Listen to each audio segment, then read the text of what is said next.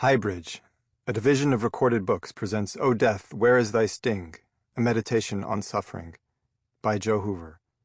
Read by Joe Hoover. The Glory of God. For a few weeks as a novice, I was a chaplain in a gray jail for kids. I think of it as gray because the boys wore gray sweats and the walls were cinder block and the air was dead and the quiet unnatural, and I did not want to be there.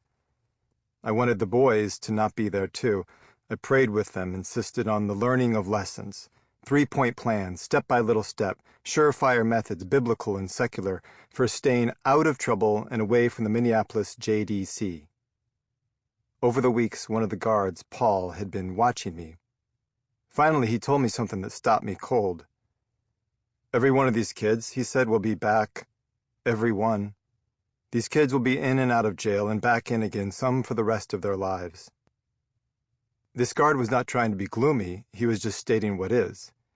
He had worked at this place for 20 years. He was telling me what he knows. All these inmates, nearly all of them black children, will get out of here and live their lives and go back to the streets and then end up again back in juvie. Eventually, many of them will end up in state or county or federal prison for months or years, maybe for life. There is no hope for those kids. Their souls? Sure. Lives as free men? No. End of story. 13-year-old boys headed to life in a cage. Why were they born? For this? Is anyone born for prison? Evidently some are, and others are born for who knows. Endless soccer camps that parlay a half-hearted midfielder onto first-team All-Metro. Neither party asked for their state in life, it just happened. 2 were grinding at the mill. 1 was taken away, the other left to breathe the fresh, clean air. Is there a God? A ridiculous question. We all know the answer to that. Just look around. Behold, we are so far past the beginning, and yet the earth is still a formless wasteland. Darkness covers the abyss of us. A ferocious wind sweeps over foul waters, and these children are going away forever. No matter what we do, no matter the counseling, the stern but loving discipline, the schooling, the life training, do they even receive such things? They will all be back. The guard wore a black sports shirt. He came across like a reasonable-minded school counselor, one who might lean forward in a leather chair and quietly nod his head every so often as a kid tells him about his mom's charming, violent boyfriend. His black hair was not feathered, but it may have been several years back. The boys were segmented into groups, lived in pods, tucked into cells with heavy doors and thick glass. He said it calmly. They will return. All of them. Is there a God? An even worse answer, there is a God, and every one of those kids is coming back. Who or what can we blame for this? Society? The breakdown of the family? The obliteration of father figures? A lack of jobs, the pervasiveness of drugs, crowded schools, harsh drug laws, the proliferation of guns, the profit-seeking prison industry, brutal cops, institutional racism, corrupted civil will, a deflation of things spiritual in the general culture, religious novices and their ignorance of the absurd rates of black incarceration, simply the 12-year-olds themselves? Why doesn't God, who has lovingly given us free will, take it back for a few minutes? Take it back and airlift these children into a life of excellent schools, churches that bring the gospel to the streets, cities abundant with jobs, and just make things better. It is too discouraging. The bad has been so lodged into, so caked over the world. Evil becomes so stuck with old growth and tree rings and roots reaching way down, so much sadness that it will take ages to chip it away. Oh, maybe if we all just believe in Jesus Christ enough, he will blast through and save us. Like children at a Peter Pan matinee reviving Tinker Bell, if we keep clapping and clapping and clapping our hands, Christ will appear and briskly lift us out of these tragedies. Is that how it is? Is it? An act of will can upend the whole rotten thing? Heresy, you say, trying to force God onto the scene? Are we simply to wait? Wait to make sense of sadness, of evil? Then as we wait, don't we begin to feel a little stupid? I'm waiting, it's coming, just hang on, it'll all get better. Oh, good for you! How adorable! He's waiting, the dear. He really thinks it will all get better. God is good, some religious person says, as if she is saying Panama is an isthmus. Who says such things so matter-of-factly? God is good. Where do you live? God is good, said by the same people who think they're going to win Powerball every time they buy a ticket. God is good? These days are an exciting time for new atheists, and I wonder, who is not a new atheist? Who does not pass into the cold? We all wish for something as clear and convincing as science, to bind up all wounds, heal every ill, patch up all rents in the existential fabric, so that nothing ever goes down again. I stood on my roof on the Lower East Side and watched the second tower fall. Its crumbling and falling felt like the most unreal and most solidly real thing I had ever seen.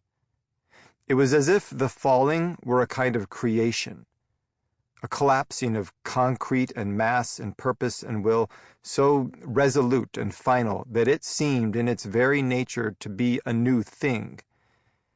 It went down in a cascade of gray and black powder, and I expected some kind of mystical spirit shadow to remain there, because how could nothing be there? But there was no such consolation for a distant viewer.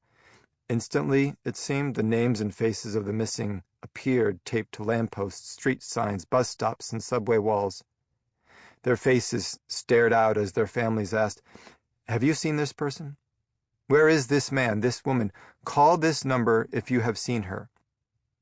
It was also as if the dead were staring out and asking us, the living, "Where are you? Who are you? This is not a joke. We really are missing. Why are you still walking around while we have vanished into vapor? What gives you the right? The right to be on the living side of this smudged, torn, and God-forsaken flyer while we languish among the disappeared?"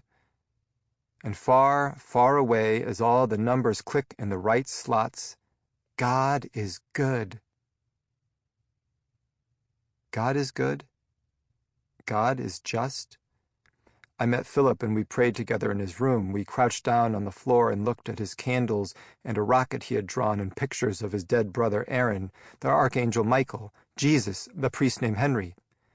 These icons sat in his prayer corner, a cardboard box covered with a red bandana. Somehow Philip had found me worthy to help him worship here.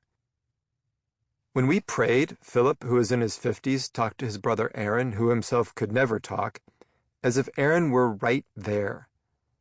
Philip said to Aaron, "You are in my heart," and he meant it, as if Aaron were literally a tiny man abiding in Philip's aorta. He also said to Aaron every time, "You got to help me." I wondered if Philip said this because his mind was ravaged by illness, because he was hunched over when he walked and he couldn't speak very fast or eat very fast or get anywhere fast, because every single solitary morning Philip hated waking up. If Philip was in his room and needed someone, he put his fingers in his mouth to whistle, but instead a yell came out. Or if he fell off his bed while trying to get his clothes on, he would shout, "Somebody come and help me." Sometimes he stumbled when he walked into a room, and with the precious bravado of a child sitcom actor, he would mutter, "Some days you just can't win." One day he said to me, "You are in my heart." I froze and stopped breathing. Philip lived outside Toronto with a cluster of people like him in homes with those who assisted them. It was called L'Arche Daybreak. I was there as one who had just finished the spiritual exercises of St. Ignatius of Loyola. I came cresting on a spiritual wave.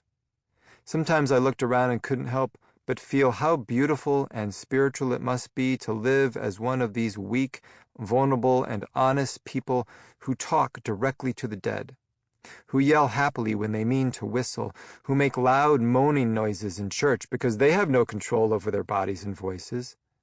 How holy and blessed are these wounded people. Here at L'Arche, the floodwaters were baptismal, everything anointed. Nevertheless, even if all that happened at L'Arche was holy, it was disturbing to consider the pain of being anointed like that. Maybe those back pew moans were not delightful. Maybe they were moans rising from the horror of being engulfed and drowned and helpless to do anything about it because you just don't have it in you. Being at the mercy of people like me who come and go for 6 weeks, 6 months, a year at a time. Being taken care of all the time, day in and day out, being always a burden, always suffering. Maybe that is why Philip watched Batman movies, put on Superman t-shirts, slept in Spider-Man pajamas, to clothe himself in powers alien to his body. There he was, stumbling around with that big red S on his chest, and it all felt like a cruel joke. The bitter joke that we fall for every time is that God created us to be greatly depleted so that we could become abundant in God. The Lord cast us deep into the well of mean existence so we would grasp onto the rope He throws down. We rely on God to get us through the terrible things God lets happen to us. It's all a setup. Like giving a child 5 cents when admission to the fair is twice that. The child has to come back for the extra nickel, and to get past the gate again, he has to come back again, and keep coming back, and back, and back, and has to be grateful. Oh, so grateful, this kid, to the keeper of the coin. The fix is in, and has been, basically forever. God made us sick, so we would reach out to the physician in Him. I boast of my weakness, says Paul, for when I am weak, then I am strong, for the Lord is strong in me. I boast of my obliterated face on the subway wall, my body trapped in a tiny cell. I brag that I hate getting up in the morning, that when I use the toilet, I need someone to wipe for me. God made us frail so that God could swoop in and be mighty for us, and how needy, self-involved, and completely screwed up is that? Why is it this way? It is the child's most basic question, dealing with the most bewildering thing of all, referring to life and its diamond-sharp edges harsh enough to throw us down at a moment's notice, all overseen by a God whose love, coiled up in the cells of our cells, firing every moment of our existence, evidently drives people into the ground on a daily basis. Why? This question rears up again and again in our lives. Who gets the healthy genes and why? Why does one financial analyst have to jump from the 70th floor while another walks away in a dust-covered suit? Behold, any crumbling human sputtering and begging on the sidewalk. There but for the grace of God. Really? The shining thread of God's grace was held out to you and not to him? And he received from the Lord what? A sharp stick in the eye? Sometimes the goodness of God, the order of the universe, and the joy of any given life appears to be a tightrope made of braided grass. It could disintegrate at any moment. How come? We can look around at the created world, we who inhabit it as poorly as we do, and we can ask, who thought any of this was a good idea? It may be, we are told, that the planet is careening toward irreversible catastrophe. Who let this happen? Is it something that can even occur? Can we really blow it utterly and entirely, the energy of us collapsing the entire gift of creation? And if so, is it really our fault? Weren't we all just trying to drive to church? It matters little, I think, that these eternal questions wind through the life of a Catholic religious. A Jesuit sent from this place to that, plains reservations to humming cities, El Mozote to a small dark-lit chapel, and points between. Any soul paying the barest attention to life gasps, at least now and then, at the apparent ludicrousness of it all. No? The glory of God, says St. Irenaeus, is the human being fully alive. And any human fully alive can get shattered by life again and again. Which leads to the question, when will God get enough glory that we can quit being so completely alive and just sit around for a few minutes? Mary Sunshine. Mary Sunshine's place was about the size of a Volkswagen bus with a high ceiling. It was populated with the dogs King Henry VIII and Sunshine, the cat Molly, a foul-mouthed parrot named Cava da Costa. We sat in the kitchen where a radio tuned to a local station powered entirely by the sun sent us Bob Dylan. "You've got a lot of nerve to say you are my friend," his bitter words coming off somehow lighter here. In the room next door slept a man named Thomas. "My gentleman," Mary said more than once. I suspected new love. Thomas was recovering from any number of things: booze, an old bike wreck, sleeping in the pines for months. Mary checked on him every so often while she cooked and pointed out where things were in the apartment. I just kind of sat there quietly and watched. Mary's unkempt hair, the way it framed her face, reminded me of a lion. A calm, peaceful lion, somewhat detached. Mary lived in Taos, brought food to the poor, and took in wandering strangers like me. I was on a months-long pilgrimage from our St. Paul novitiate, needed a place to stay, and was directed to her house. Mary did not hover over me busily, inquiring after my tastes, my past, or my health. Her hospitality was not oppressive. A couple of times, it almost seemed like she forgot I was there. She just did what she was doing, and I don't know if there was an onion skin's difference between what she was doing and who she was. I sat at the kitchen table, breathing the quiet air, gnawing on chicken and liking, improbably, every song that played over the Sun's radio. Mary told me she used to live in upstate New York and, after a divorce and a bad car accident that left her with a permanently injured back, she decided to overhaul things entirely. She went to a workshop at a friend's church where she held her palms up and breathed deep for 30 minutes while asking God a question. Later, in a dream, she saw mountains and a river. A few days after that, she saw a photo with the same mountains and river. It was a picture of Taos. The message to her was clear: go to that place and feed people. So she did. The mountains in the picture were the sangre de Cristo, the blood of Christ. What a holy thing to drink from.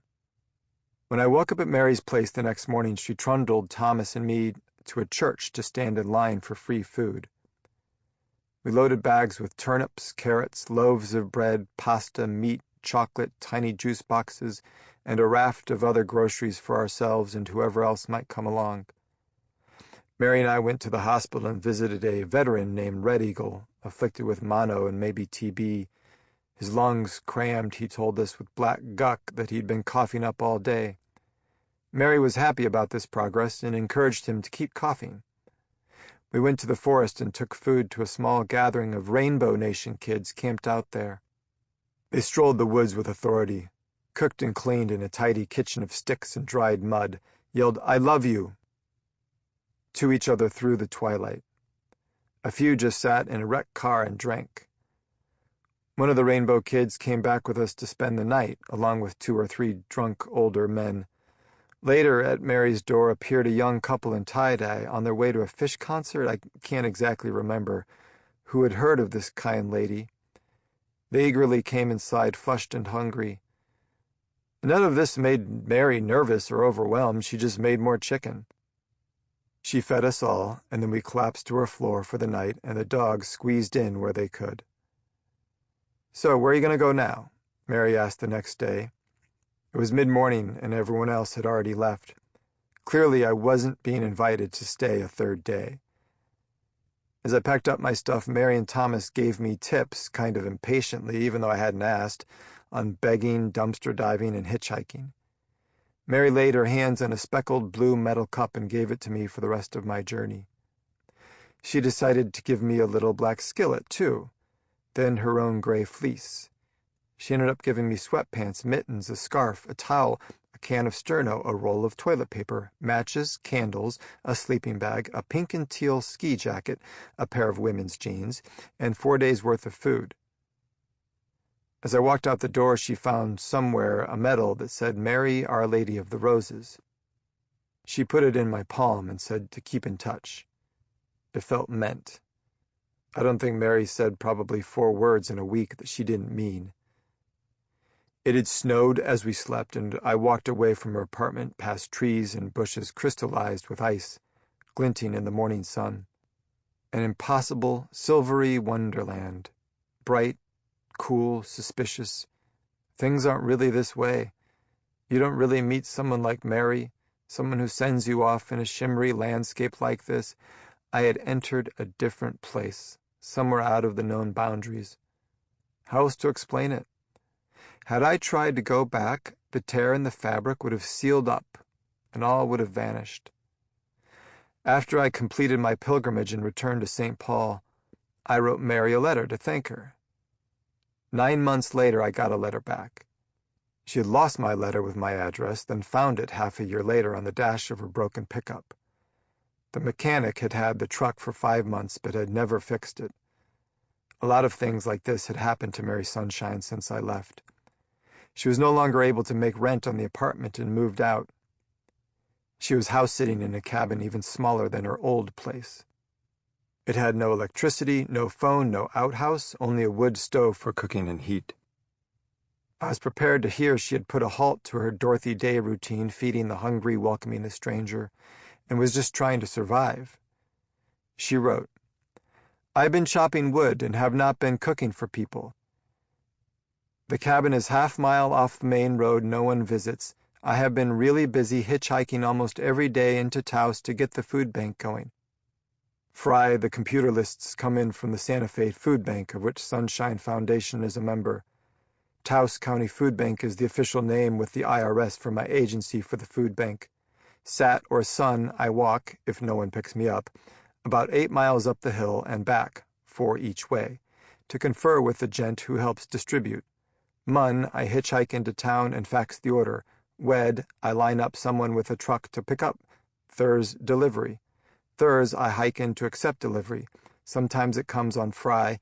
Then I help load truck and we drive 29 miles to deliver it. Next week, do it all again." It was enough to care for total strangers at her own place, but this? She had mentioned something about a food bank and a Sunshine Foundation, but it just seemed to me like wishful thinking. Of course she's starting a food bank. What else would she be doing? I stare at her words, blue ink crammed onto every inch of perhaps the only clean white sheet of paper she owned, and as if it's a living thing, I ask the letter, what is going on here? What insane love brings all of this to bear? Did all the mercy in northern New Mexico get concentrated into one tall woman with an axe and little else? Or could it be that she is merely one of those people who can't sit still? Maybe she's a dronish, task-oriented person who needs to fill her days, that's all. How is she this way and why? The gift of a car wreck and a damaged back? Those 30 minutes when she held her palms in the air? Some terrible light from the pure emptiness of the universe that took her soul and placed it right inside the souls of broken human beings everywhere? Just what has gotten into this woman? Remember Thomas?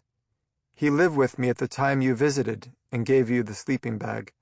We all called him Bird or Birdman because he has the parrot. I have been dating him since April. Went to see him in Santa Fe where he moved in May to see a specialist about his seizures caused by a motorcycle crash 20 years ago. I went to see him Thanksgiving. He was very shy, wondering if I still cared. My messages were not given to him by the manager of his handicapped housing. I called 12 times. He received 2 messages. My letters came back.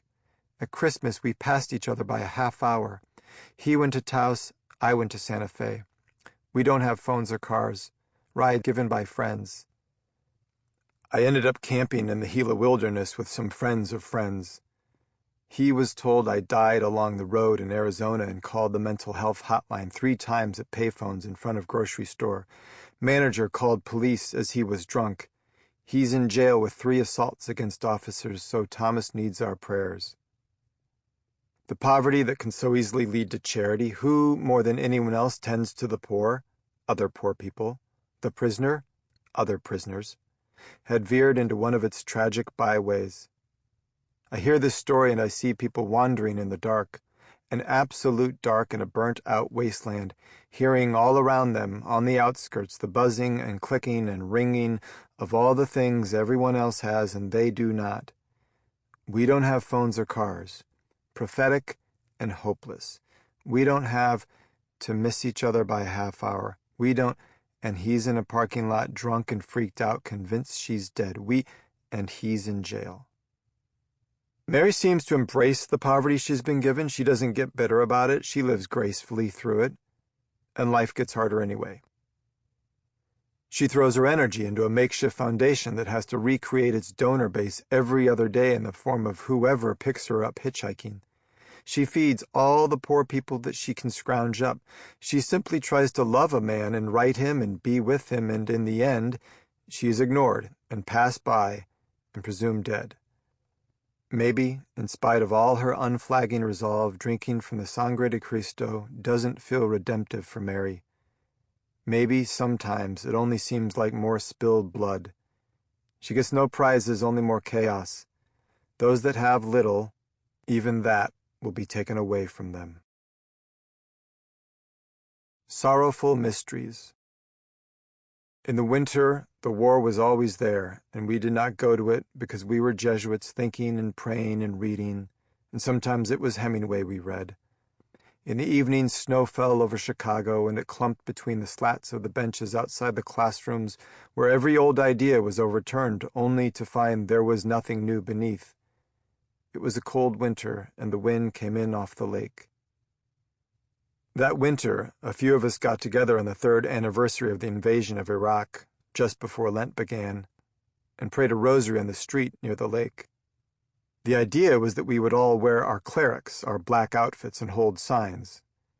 It would be a mighty thing for drivers to see all these religious people in black praying and demonstrating against the Iraq War. It's an image we felt people hadn't seen so much. But it was so cold and so windy out that most of us had on jackets that covered up our black shirts and small white collars. There was no impressive black line, just a bunch of people in winter coats, beige and green, red and gray. We stood out there anyway. We prayed. We held signs and prayed the sorrowful mysteries, even though it was Monday, the day you pray the joyful mysteries. A few nuns and a few undergrads joined us. There were about 20 of us, Jesuit scholastics, a few of the priests, and these others, lifting from Friday the sorrowful mysteries, the Passion, and announcing them on Monday. Hail Mary, blessed be your womb, the hour of our death. What did it accomplish? What did it matter? A few of us kept doing it on Fridays. It felt strange. We recited the sorrowful mysteries on the appropriate days, Fridays and Lent, strangely. On one of the Fridays it rained. Whoever was in charge of the signs didn't bring them. He thought they would get ruined. Because there were no signs, I didn't want to pray the rosary that day. The people of Chicago driving by Loyola would have no clear idea why we were out there praying. We couldn't be doing this to them, out there giving confusing signals to sleepy morning drivers. We prayed anyway. O good Jesus, save us from the fires of hell. Lead all souls to heaven, especially those in most need of thy mercy. What was this? Why were we there? How did we mess up? Who left behind the signs to tell the world what we were doing? Our signs for peace when it wasn't raining said to the people of Chicago, "Peace is our duty, our grave duty," and "War is always a defeat for humanity." 2 quotes from our recently departed Pope. Another sign said, "Lord, have mercy on us." We made these simple signs, and we held them, and we recited the ancient prayers. But really, who were we to hold signs while saying prayers? Isn't it over, the solemn clutching of cardboard posters? Aren't we in this era through with it? Haven't we entered a time when this is so primitive and lonely and nonsensical, a sparse row of earnest spiritualists holding signs and praying to end war? Why drag ourselves back a few decades to this kind of thing, holding a sign on a street with traffic going by? It's presumptuous to think that the people out there need to hear our message. It is too righteous by half. It borders on haughty. And there we were in our blacks, feeling it turns ghostly, fraudulent, simplistic, not doing near enough, too little too late, and not entirely convinced that this was hopeless. We wanted at least to do something. A few months before we prayed the rosary on the street, Dan Berrigan came to our school. He was invited to deliver a talk about of all. Sample complete. Ready to continue?